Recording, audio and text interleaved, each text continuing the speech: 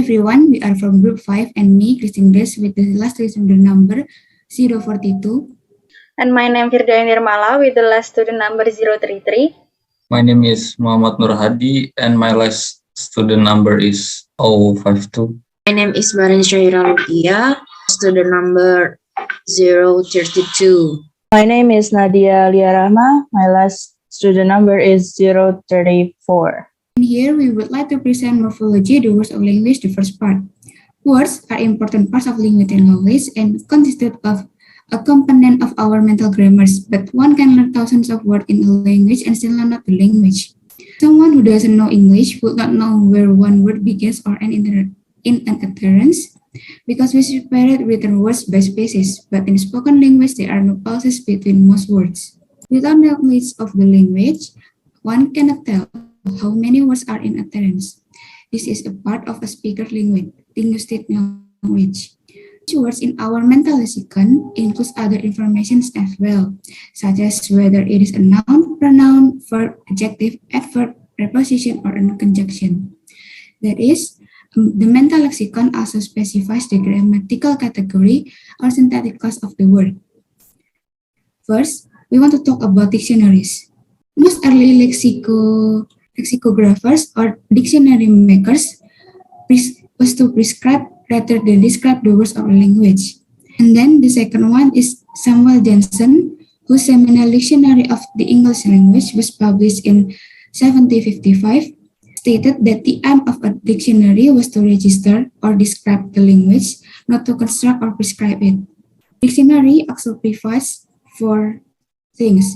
There are spelling, the standard pronunciation, definitions, which is to represent the words one more or meanings, and the last is part of speech, like noun, verb, or preposition.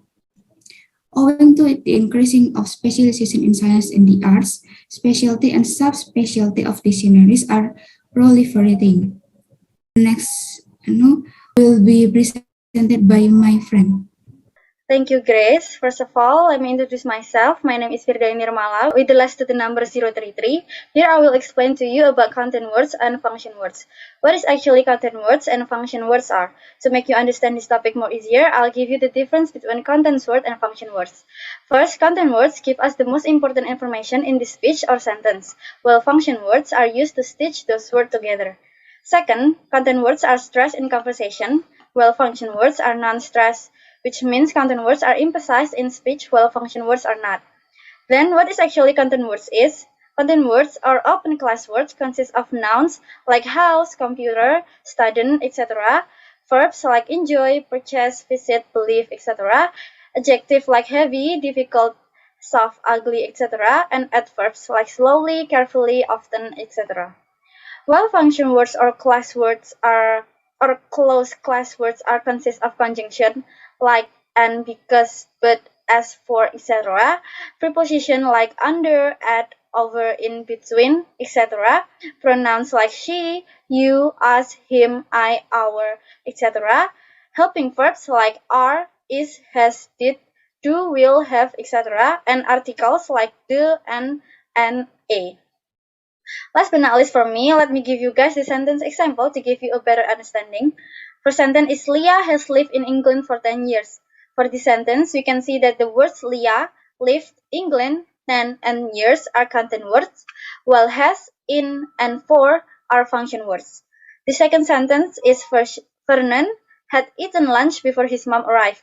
We can see that Vernon, eaten, lunch, mom, and arrive are content words, while had, before, and his are function words.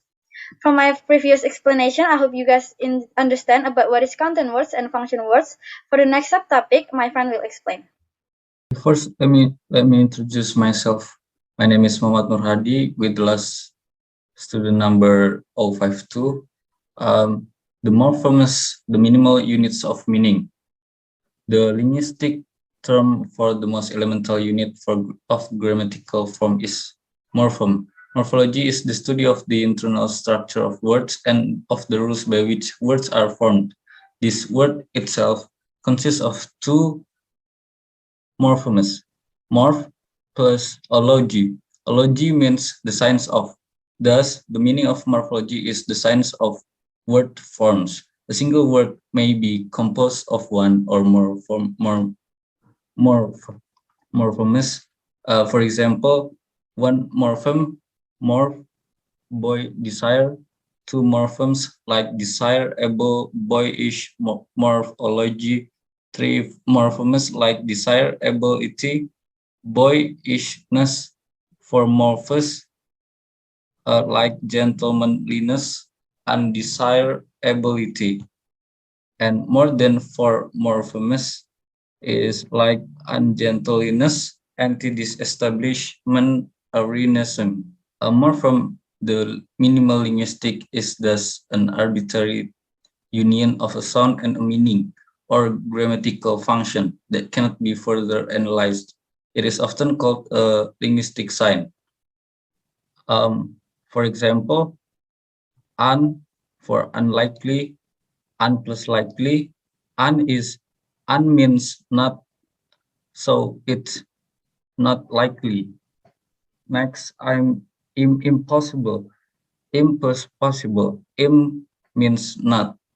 And phonology, phone means pertaining to sound. Amoral, a plus moral means result, etc. All of this follows from the concept of the morpheme as a sound plus a meaning unit, that the composition of words into morphemes illustrates one of the fundamental properties of human language is discreteness. Discreteness is an important part of linguistic creativity. We can combine morphemes in novel ways to create new words whose meaning will be apparent to other speakers of the language. The next material will be presented by my friend. Hello, my name is Baren the last student number 032. Free and bound morphemes. There are two types of morpheme-free morphemes and bound morphemes.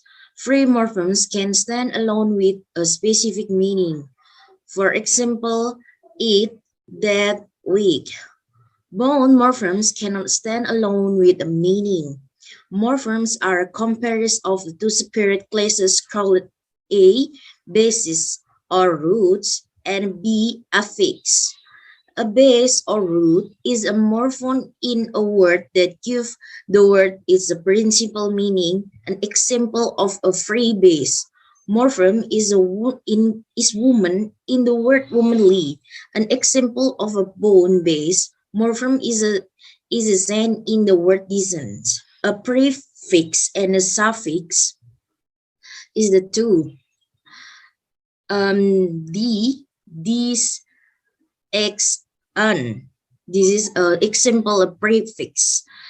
Decrease, disagree, explosion, unusual, and the suffix able is yale, ill, and less. The example is changeable, strongest, lazily, and friendless. Infix. Infixion is the situation in which an affix appears inside the base of the affixation rather than at one of its the normal position for the affix, a prefix and suffix. And the circumfix. A fourth and equally rare affix in the English language is the circumfix, sometimes also termed discontinuous morphemes. The circumfix is attached to a root morpheme both initially and finally. And my friend will continue. My name is Nadia Aliya with student number 034. Morphologically complex words consist of a morpheme root and one or more affixes. Some examples of English roots are paint and painter, read and reread, sieve and conceive, and ling and linguist.